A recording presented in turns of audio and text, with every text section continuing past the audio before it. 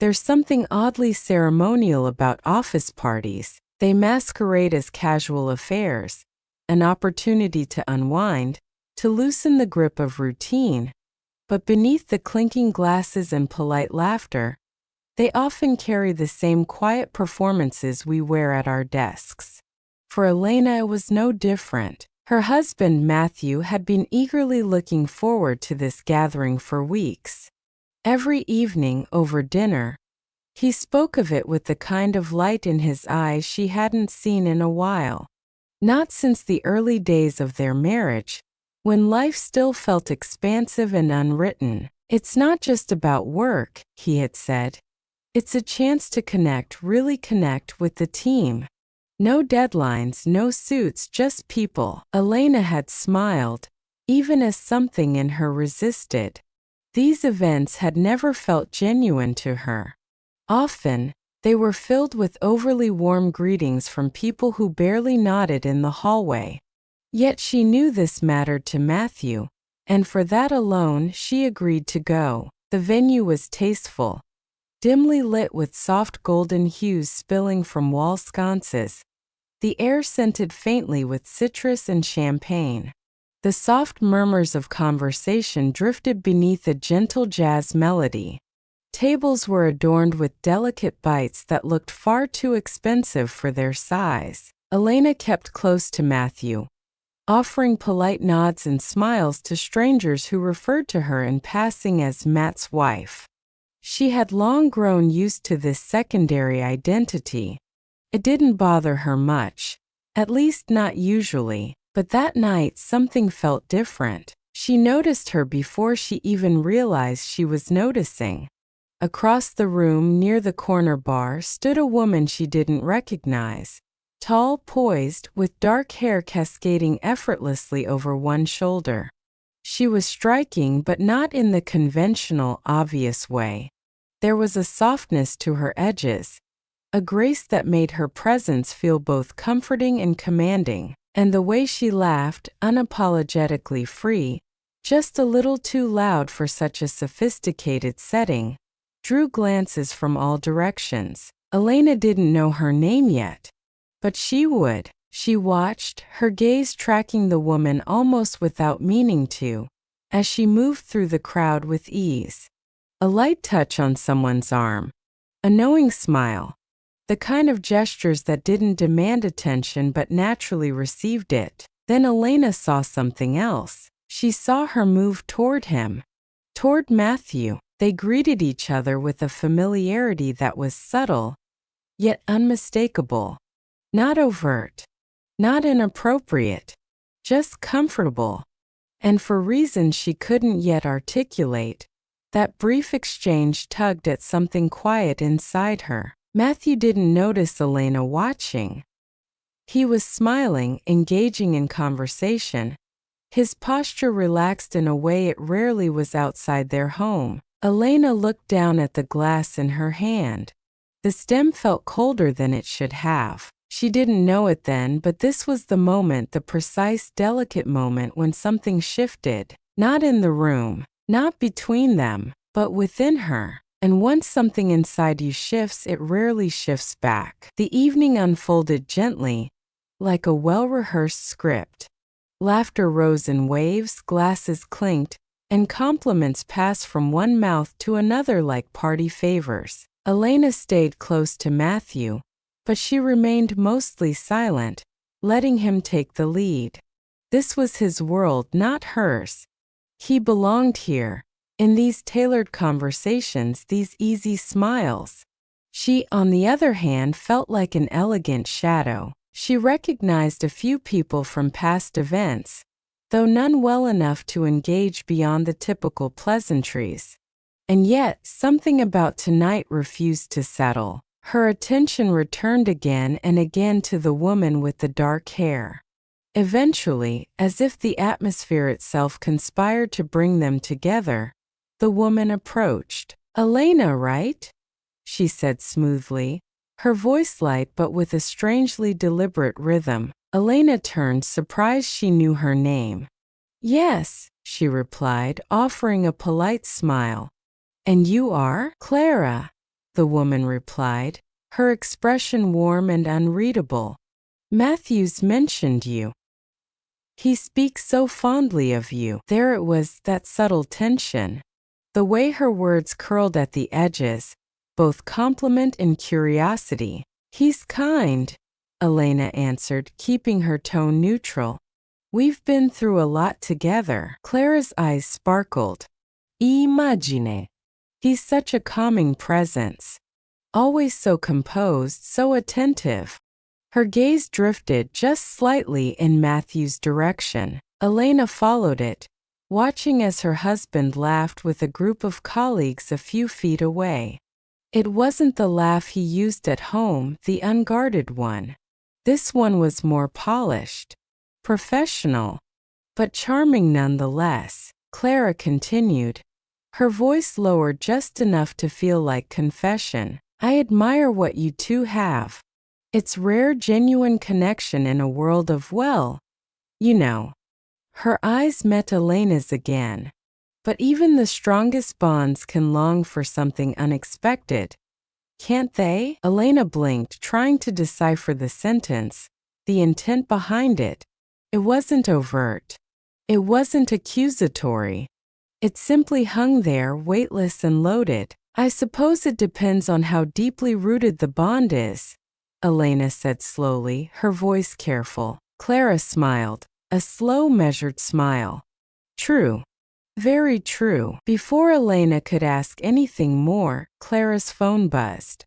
She glanced at it, excused herself gracefully, and disappeared into the crowd. Elena stood still for a moment, the taste of red wine lingering on her tongue. Her heartbeat had quickened, though she couldn't explain why. Clara's words played over in her mind, not loud but persistent. They weren't threatening, but they weren't meaningless either. They were suggestive, carefully chosen, and strangely intimate. That night, as the party began to wind down and Matthew reached for her coat, Elena forced a smile. But something inside her had shifted once more. Slightly, silently. It was just a conversation, but it didn't feel simple, and she had the unsettling sense that this was only the beginning. The days following the office party unfolded as expected. The world didn't end. The sky didn't fall. The dishwasher still needed emptying, and Matthew still left his coffee mug a few inches from the sink. From the outside, nothing had changed, but inside Elena something had. It wasn't panic. It wasn't even anger. Just a shift. A soft, persistent hum of unease that she couldn't explain to herself, let alone to him. She reminded herself of the facts. Matthew had done nothing wrong. Clara had said nothing inappropriate. Not directly, at least. Yet the way she spoke, the way her words seemed to circle something unspoken, stayed with Elena like the echo of a dream. And then came the message. It was a quiet afternoon. Matthew's phone lay unattended on the kitchen counter, humming once, then again. Elena was passing by when the screen lit up. She didn't mean to look, but her eyes caught the name before her conscience could object. Clara. Her breath stilled. A preview of the message glowed briefly. Hi, Matthew. I hope this isn't too forward, but I really enjoyed our conversation the other night. I'd love to continue it sometime, just the two of us. Elena froze. She read it again. The words were polite. There was no obvious line crossed. But the intention? It was there, thinly veiled, carefully wrapped in grace. She stood for a long moment, the hum of the refrigerator filling the silence. Her fingers hovered above the screen. She wasn't proud of what she did next, but she didn't regret it either. She tapped open the message. Then, without hesitation, she typed a reply. Hi, Clara.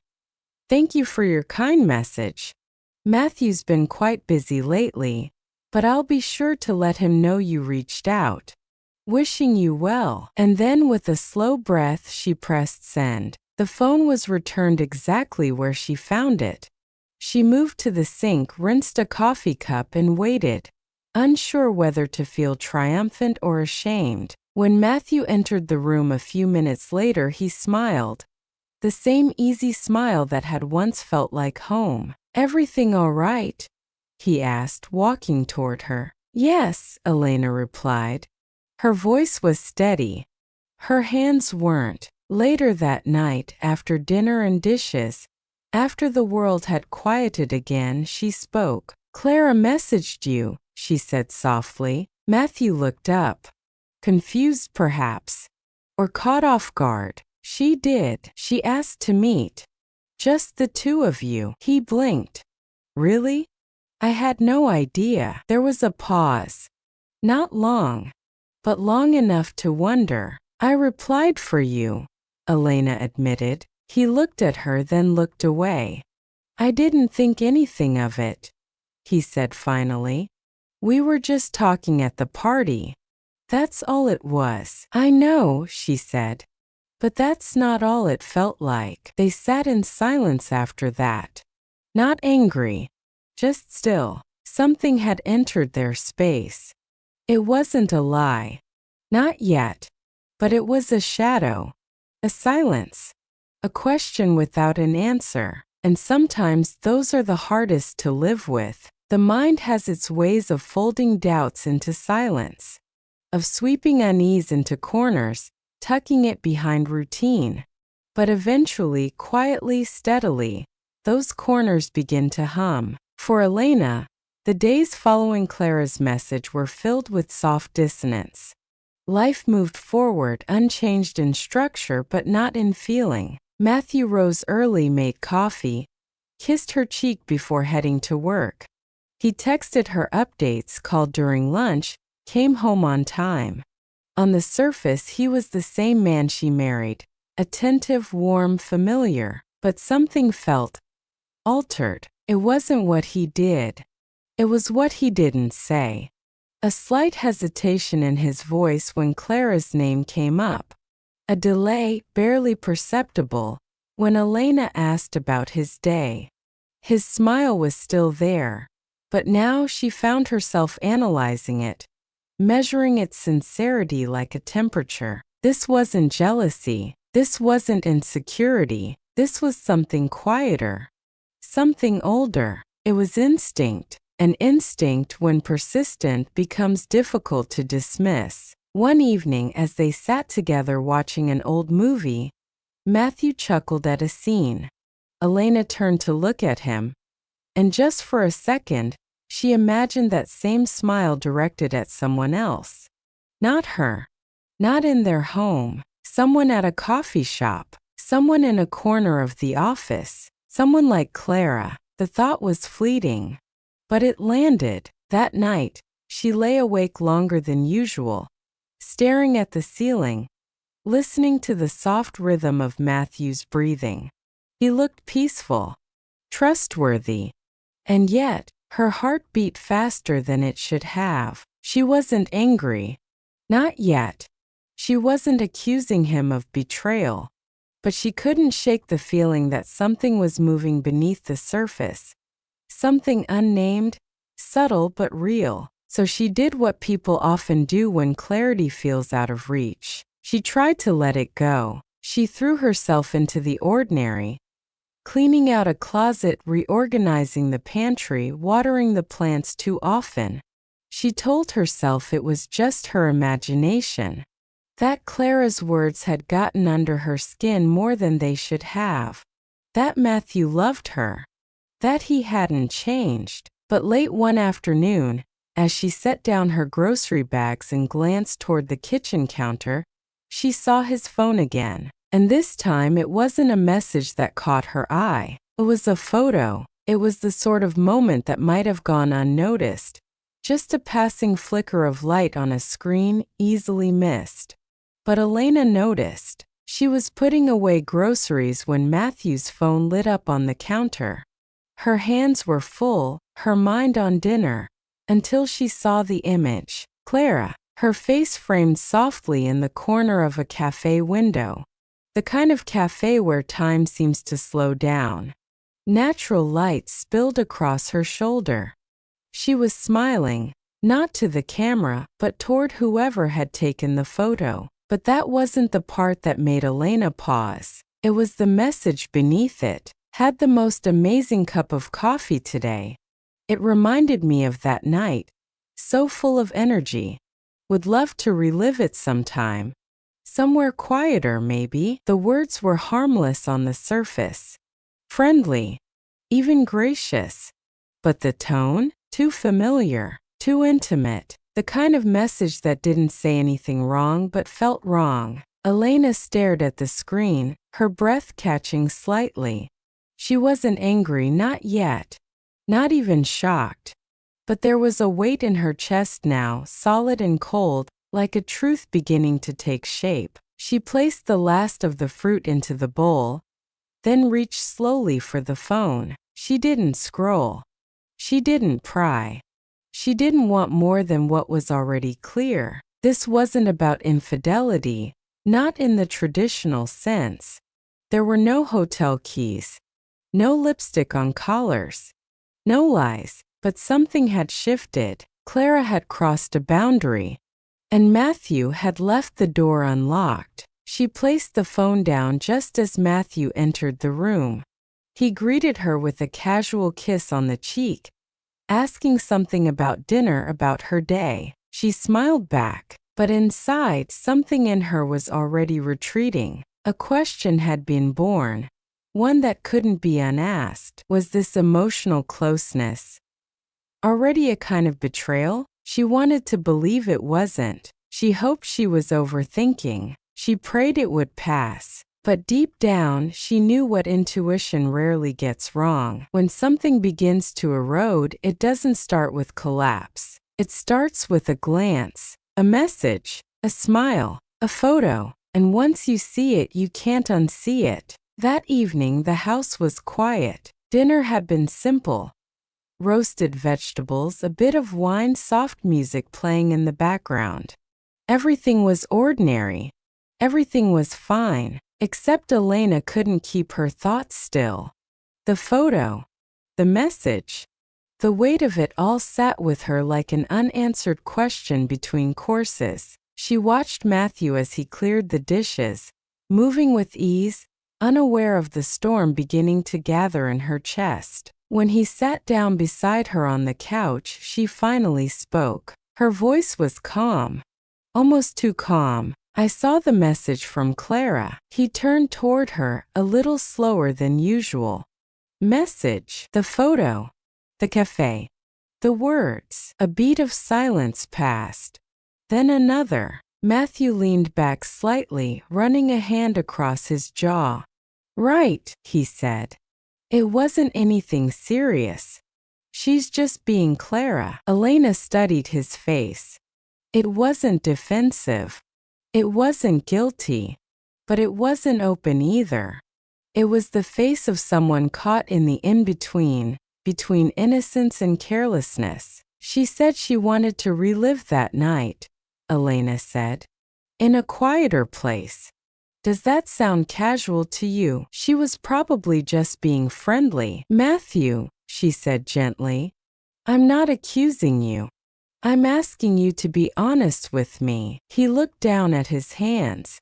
The silence between them stretched thin. I didn't encourage her, he said at last. But I didn't shut it down either. I thought it was harmless. Elena nodded, slowly. But it's not harmless. Not when I'm sitting here wondering if someone else is imagining a life with my husband. That struck something in him. He looked up, eyes softening. I didn't mean to hurt you, he said. I didn't think there was anything to hurt you with. I never crossed a line. Not the way you might think. But maybe I was too open, too relaxed with her. Elena let out a long breath. That's what scares me. She wasn't angry, but she was tired of holding it all inside, of pretending not to notice the flickers of something more. I need to know, she said, that you still see the line. That you still choose me. Every time, even when I'm not in the room. Matthew reached for her hand. His grasp was gentle, tentative. I do, he said. I've never stopped choosing you. But as his fingers wrapped around hers, Elena couldn't help but feel that something between them had shifted. Not broken, not ruined, but changed, because trust, once cracked, doesn't return to its original shape. It molds around the damage, and sometimes it holds, and sometimes it doesn't. The days that followed passed like a fogged mirror, familiar but distorted. Matthew had hurt her. That much was clear. Since their conversation, he had made an effort. More texts during the day, more questions about how she was feeling, more eye contact at dinner. But something about the effort itself unsettled Elena. It felt like a performance given not from the heart, but from a sense of duty. And while it brought a certain relief, it didn't bring peace. Not the kind that lives deep in the chest. Not the kind that lets you sleep through the night. Instead, Elena found herself watching, listening, reading into things that didn't need reading into. His pauses, his sighs, the way he smiled when his phone lit up. She hated this version of herself. Suspicious, guarded, cautious around someone who had once been her safest place. But what was she supposed to do? Pretend the message didn't matter? Pretend the photo didn't land like a whispered dare? Pretend she hadn't seen a version of Matthew that she didn't fully recognize? And worse, pretend Clara hadn't noticed it too? It wasn't that she believed something had happened. She truly didn't. But sometimes the threat isn't in what has occurred. It's in what almost did. And almost can be just as haunting. One morning, after Matthew had left for work, Elena sat at the kitchen table, a half-finished cup of tea in front of her. Outside, the wind rustled the leaves, soft and rhythmic. Familiar. She opened her laptop, then paused, and instead she reached for her phone. Her fingers hesitated before typing the message. Clara, would you be willing to meet? It wasn't an accusation. It wasn't a threat. It was an invitation for clarity, for closure, for something resembling truth. A few moments passed. Then Clara replied, "Of course. Name the place." The cafe was quiet, a modest place tucked just far enough from the main road to escape the usual midday crowd. Elena arrived early, choosing a table by the window where soft light spilled across worn wood. She hadn't dressed for confrontation. No makeup, no armor, just a plain blouse, a cardigan, and the quiet weight of uncertainty resting beneath her ribs. 10 minutes later, Clara entered. She walked in like someone used to being seen, shoulders relaxed, steps composed. She scanned the room and met Elena's gaze without hesitation. "Elena," she said gently as she approached. "Thanks for reaching out." Elena nodded, gesturing to the seat across from her. "I figured it was time we talked." Clara settled in, ordered nothing, and folded her hands on the table. "I agree." For a moment, neither spoke. There was no drama in the silence, only the shared awareness that the air between them held more than either of them had prepared for. "I saw your message," Elena began.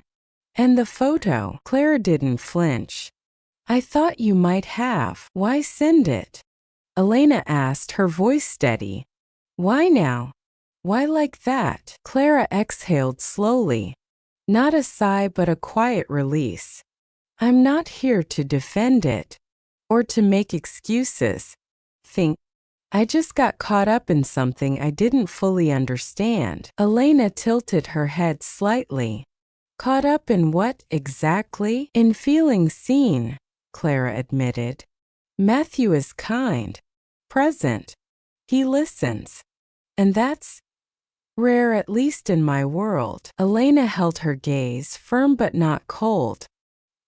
"He's also married." "I know," Clara said, her voice softening. "That's why I didn't push further. I knew where the line was. I just got too close. There was something disarming in her honesty. No defensiveness. No denial. Just a woman speaking plainly, perhaps even regretfully. I didn't mean to make you feel threatened, Clara continued. And I'm sorry if I did. That message, it was a lapse in judgment. I see that now. Elena sat with those words. Let them breathe. She wasn't sure what she had expected. Hostility, maybe. Dismissiveness. But not this. Not a woman who sounded human. I appreciate your honesty, Elena said finally. But you should know it wasn't the message itself. It was what it represented. It made me wonder if there's a version of my husband that he only shows when I'm not around. Clara nodded. Maybe that's a question you'll have to ask him. But from me to you, I don't want what you have. I envied it, perhaps. But I don't intend to take it. A long pause settled between them. Not uncomfortable. Just full. Then Elena stood, her coat draped over her arm. I didn't come here to accuse you, Clara, she said. I came to understand. And I think I do now. Clara gave a quiet nod. Thank you for giving me that chance. Elena turned to leave, her thoughts heavier than when she arrived, but also clearer. This wasn't about Clara anymore. It never really was. When Elena returned home, the sky was already softening into dusk. The hallway lights were off, the living room wrapped in that late afternoon stillness that always felt a little sacred. Matthew was sitting on the edge of the couch, scrolling aimlessly through his phone. He looked up as the door closed behind her, surprise flickering across his face. You're home early, he said, rising slightly. Everything okay? Elena hung her coat slowly. I met with Clara. The words floated into the room, simple and unshaken. They didn't explode. They didn't accuse. But they changed the air between them instantly. Matthew blinked. You what? I reached out to her. Asked to meet. And she agreed. He sat back down, his expression unreadable. You didn't tell me. No, Elena said, walking toward him. Because I didn't want permission. I wanted clarity. She sat across from him now, their knees almost touching. The silence was thick. Not hostile, but full of all the things that had been left unsaid. Matthew exhaled slowly. What did she say? She was honest, Elena replied. She admitted the message crossed a line. That she allowed herself to enjoy your attention more than she should have. He looked down. Said nothing. She also said she never intended to cause harm. That she never wanted to take anything from us. Another pause. Another layer of quiet. I believe her, Elena added. But that's not the point. Matthew looked up at her now. Then what is? The point, Elena said gently, is that I shouldn't have had to ask. I shouldn't have had to piece together what you were feeling based on what someone else sent you. He nodded slowly, as if the weight of her words was finally settling in. I'm sorry, he said. I really am. I didn't think it was serious. Felt small at the time. And maybe I told myself that because I didn't want to complicate things. But you knew it would complicate me, she said softly. Even if you didn't say it out loud. His eyes filled with quiet remorse. I never stopped loving you, he whispered. And I never meant to hurt you. But you're right. I should have been more careful. Not just with her, but with how I protected us. Elena reached for his hand now. It wasn't a dramatic gesture. It was quiet, measured. The kind of gesture that speaks of history, not heat. I don't need perfect, she said. But I do need present. I need truth even when it's messy. He nodded. You'll have it. For the first time in weeks, her chest softened. Not fully. Not entirely. but enough to believe they could start again, not from the beginning, but from the middle, where real love either fractures or deepens. Healing doesn't begin with apologies. It begins in the quiet, in the space after the apology, when the words have settled and the real work begins. Elena had always imagined betrayal as something loud, something undeniable. A slammed door, a shouting match, a tear-streaked confession in the middle of the night. But what she faced was softer. A nearly invisible erosion of trust. A series of choices that weren't necessarily wrong, but weren't careful either. She had met Clara, heard her truth, and then she had heard Matthew's. But hearing is not the same as healing. Matthew kept his word. He was open, transparent. He shared more, asked more, and, most importantly, listened without defensiveness. And Elena? She made a choice too. She chose not to keep punishing him, not because he had done everything right, not because she had no doubts, but because she realized that love, when it's real, isn't a guarantee. It's a daily decision, and that decision is hardest when it's tested. One night, as they lay side by side in bed, not touching but not far apart, Elena turned to him and whispered, "I don't want to live in suspicion. I want to live in truth." He turned toward her, eyes soft, voice low. "Then we'll build it day by day, brick by brick." It wasn't a promise made for a movie ending. It was the kind made in real marriages, quietly, imperfectly, sincerely. Elena didn't forget the message, or the moment her heart had clenched in doubt, but she also remembered something else. She remembered who Matthew had been when she first met him. She remembered the years of love, the ordinary days full of quiet loyalty, and the way he reached for her hand even when he was the one who had failed. In the end, she chose to stay, not because it was easier, but because staying was, in this case, the braver thing to do. And as the weeks passed and the pain slowly softened into something more distant, Elena began to believe again, not in the perfection of their bond, but in its resilience, and perhaps in the kind of love that doesn't just survive discomfort, but is transformed by it. This story is a fictionalized narrative inspired by real emotional experiences. It is not intended to target or expose any individual or relationship. Our goal is to explore human connection, vulnerability, and the quiet struggles that shape us. Viewer discretion is advised, and interpretations are left to the audience. If this story resonated with you or reminded you of your own journey, you're not alone. Healing takes time, and clarity often comes through honesty.